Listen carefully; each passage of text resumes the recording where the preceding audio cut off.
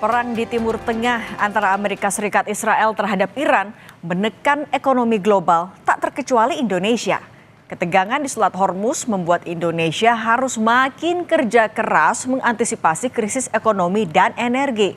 Mendesak adanya kebijakan pemerintah yang menyatukan kebijakan moneter, fiskal, dan ketahanan energi. Inilah catatan Kompas TV, rupiah tertekan, pemerintah BI harus kompak.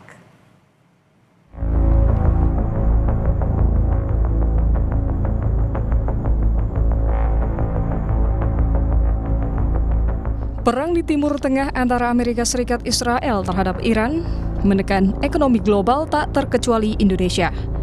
Bank Sentral mengambil langkah strategis untuk memperkuat stabilisasi nilai tukar rupiah. Rabu lalu, Bank Indonesia memutuskan untuk mempertahankan BI Rate di level 4,75%.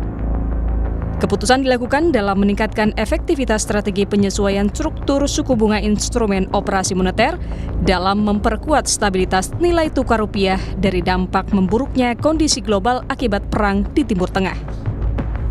Memutuskan untuk mempertahankan BI Rate sebesar 4,75%, suku bunga deposit facility sebesar 3,75%. Dan suku bunga lending facility sebesar 5,5%.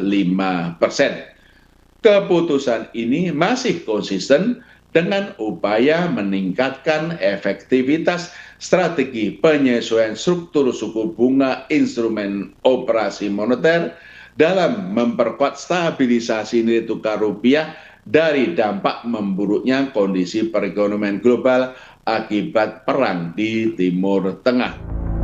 Kedepan, BI siap menempuh penguatan lebih lanjut kebijakan moneter yang diperlukan untuk mempertahankan stabilitas nilai tukar rupiah dan menjaga inflasi.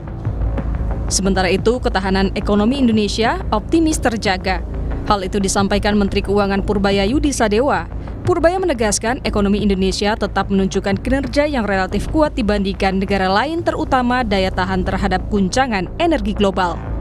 Laporan JP Morgan Asset Management menyebutkan Indonesia berada di peringkat kedua dunia. Meski demikian, Purbaya tak menampik RI tengah dalam kondisi survival mode. Kita di atas semua negara, stabilitas kita di atas Australia, kita di atas Korea Selatan, bahkan di atas Jepang kalau saya nggak salah. Cuman nggak bisa dipublish itu. Untung ada JP Morgan yang itu untuk mengimbangi. Tapi laporan JP Morgan itu bukan satu-satunya lembaga yang melihat kondisi kita. ADB juga sama. Kita nggak ada ruang atau nggak ada luxury untuk bermain-main lagi dengan segala peluang yang kita bisa buat. Kalau pajaknya main-main, hancur kita kira-kira gitu. Kalau programnya main-main, kita akan digiling bangsa lain. Jadi kita survival mode. Kontribusi domestic demand terhadap perekonomian kita 90%. Yang 10% globalnya. Jadi saya bukannya belaga nggak peduli sama asing, peduli tapi kan kita nggak bisa apa-apa. Memang kita bisa berhentiin perang itu. Selain kebijakan untuk menghadapi ketidakpastian, perilaku masyarakat juga memengaruhi ekonomi.